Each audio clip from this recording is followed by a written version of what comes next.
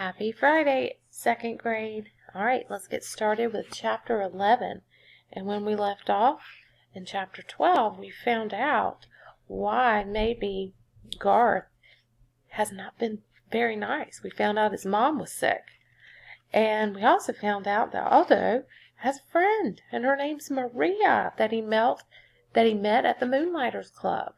So let's see what happens in chapter 11.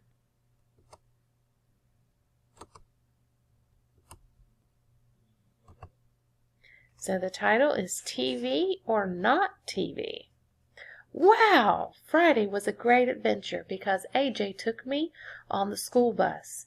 It was noisy and smelly and very, very bumpy, and just about everyone on the bus wanted to get a good look at me, including the driver, Miss Victoria.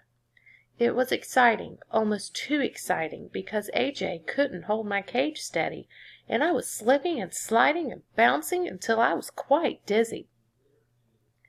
"Sorry, Humphrey, I'm trying to hold still," AJ told me as soon as someone bumped in his elbow and sent me sprawling on the floor of my cage.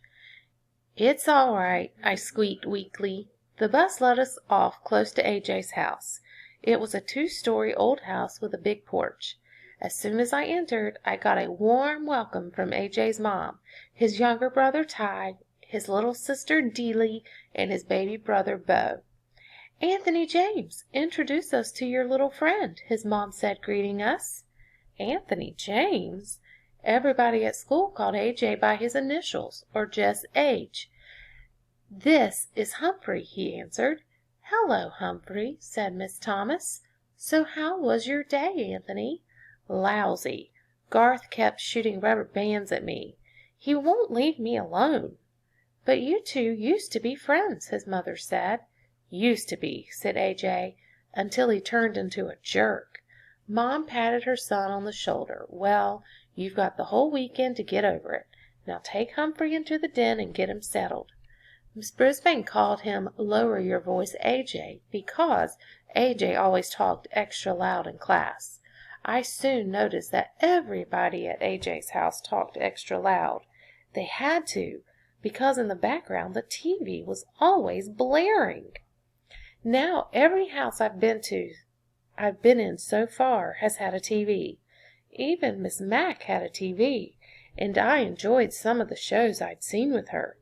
There's one channel that has nothing but the most frightening shows about wild animals attacking one another. I mean wild, like tigers and bears and hippopotamuses. Gee, I hope that's not on our vocabulary test in the near future.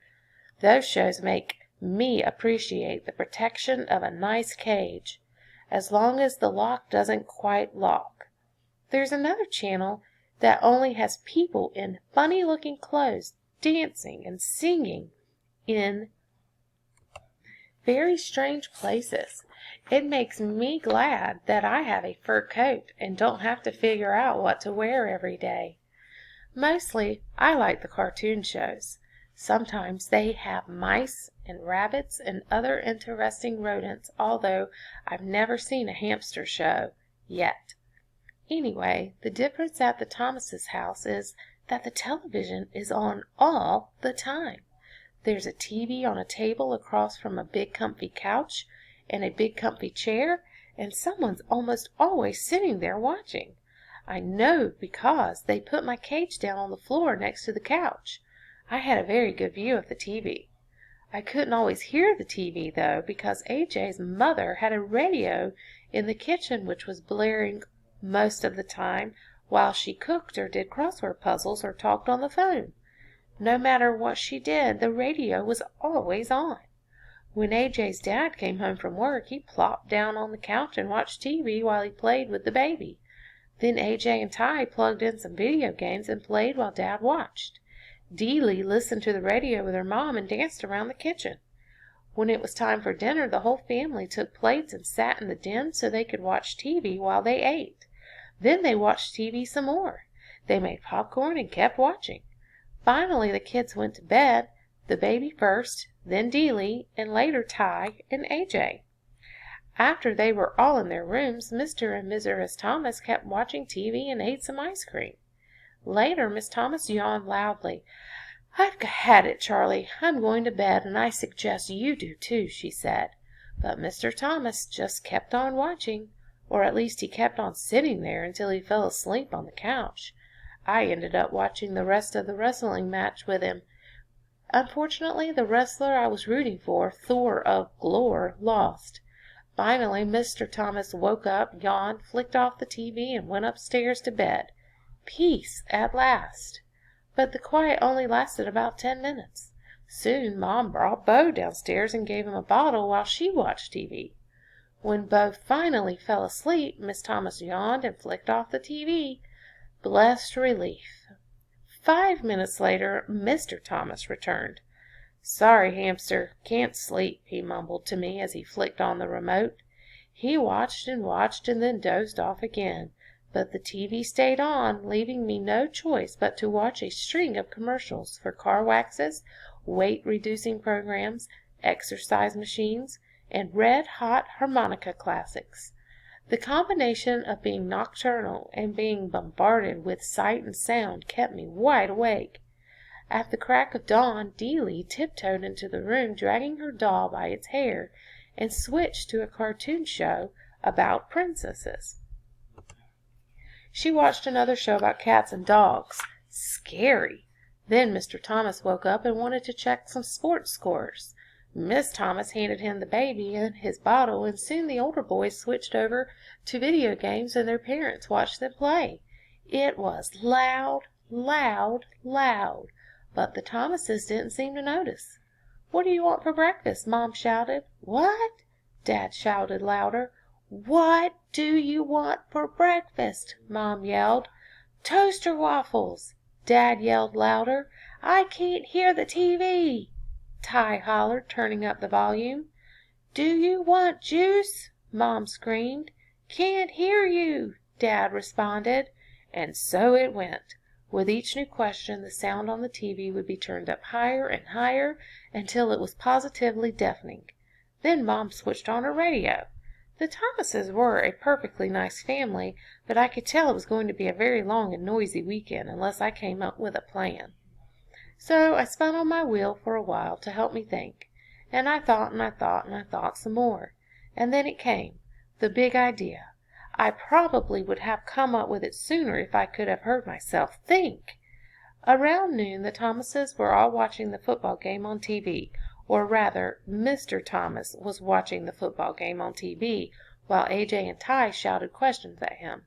Miss Thomas was in the kitchen listening to the radio and talking on the phone. Deeley played peekaboo with the baby in the cozy chair. No one was watching me, so I carefully opened the lock that doesn't lock on my cage and made a quick exit. Naturally, no one could hear me skittering across the floor as I made my way around the outside of the room, over to the space behind the TV cabinet. Then, with great effort, I managed to pull out the plug, one of the most difficult feats of my life. The TV went silent, beautifully, blissfully, silently silent. So silent I was afraid to move. I waited behind the cabinet, frozen. The Thomases stared at the TV screen as the picture slowly went dark. "Ty, did you hit that remote?" Mr. Thomas asked. "Nah, it's under the table." "Anthony, go turn that thing on again," Mr. Thomas said.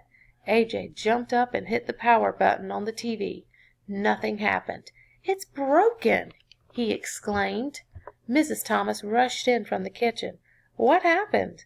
Mr. Thomas explained that the TV had gone off and they discussed how old it was. 5 years? Whether it had a guarantee, no one knew. And if Mr. Thomas could fix it, he couldn't.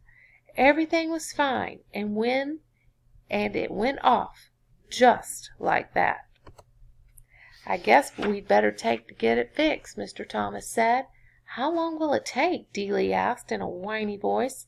"I don't know," her dad replied. "How much will it cost?" Miss Thomas asked. "Oh, yeah," her husband said. "I forgot. We're a little low on funds right now." The baby began to cry. I thought the rest of the family might start crying too. "Well, I get paid next Friday," Dad said. AJ jumped up and waved his hands. "That's a whole week away. I'm going to Grandma's house. "Her TV works," said Ty. "Me too," Dee Lee chimed in. "Grandma's got her bridge club over there tonight," Mom said. "I know," said Dad. "Let's go to a movie." "Do you know how much it costs to go to a movie?" Mom asks. "Besides, we can't take the baby." "Oh."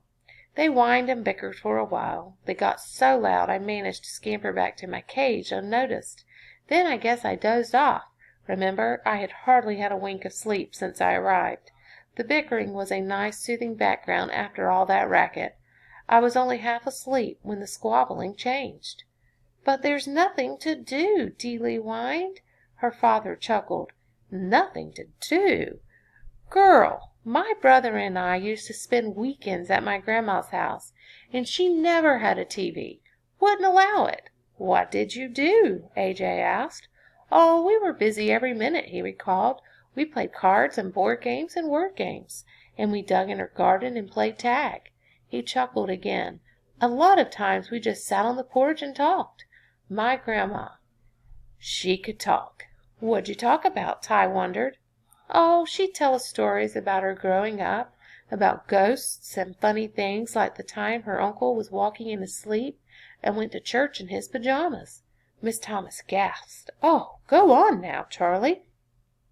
"I'm just telling you what she told us. He woke up in the middle of the service, looked down, and there he was, in his blue and white striped pajamas. I let out a squeak of surprise, and the kids all giggled. Then Miss Thomas told a story about a girl in her class who came to school in her slippers by accident one day. Yes, the fuzzy kind," she explained with a big smile. They talked and talked, and Dad got out some cards, and they played a game called Crazy Eights and another one called Pig, where they put their fingers on their noses and laughed like hyenas. When both fussed, they took turns jiggling him on their knees. After a while Miss Thomas gasped, "Goodness sakes! It's an hour past your bedtimes." The children all groaned and asked if they could play cards tomorrow, and in a few minutes all the Thomases had gone to bed, and it was quiet, quiet, quiet, for the first time since I'd arrived. So it sounds like Humphrey had a good plan. And it sounds like the family had a really good time just spending time together and not just watching TV. So here's our tip 11. Be careful. If set free, hamsters are experts at disappearing in a room. So that's why you have to make sure they're safe in their cage and the door is locked.